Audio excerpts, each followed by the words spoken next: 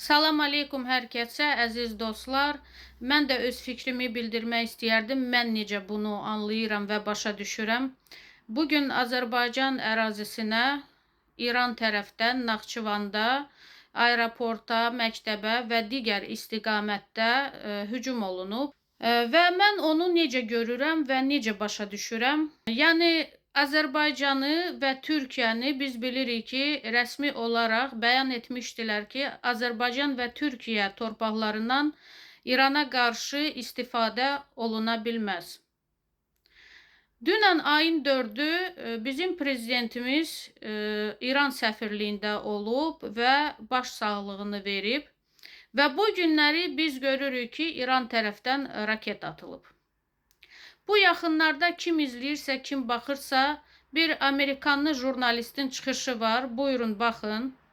В Катаре и Саудовской Аравии власти задержали агентов Моссада, которые собирались устроить там взрывы. Вот это уже действительно странно. Это бессмысленно.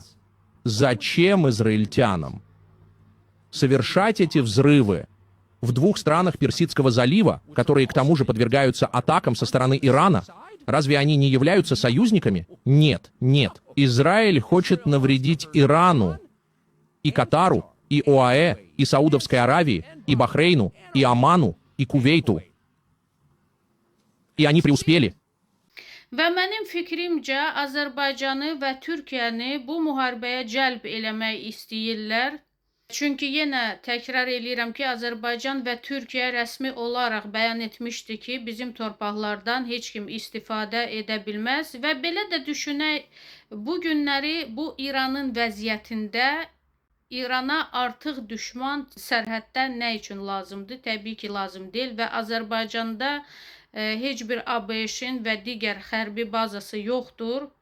Və mənə elə gəlir ki, bu bir təxribatdır. İnşallah biz Allahımıza və öz dövlətimizə ümidik və əminik ki, düzgün addımlarını bizim dövlətimiz atacaq.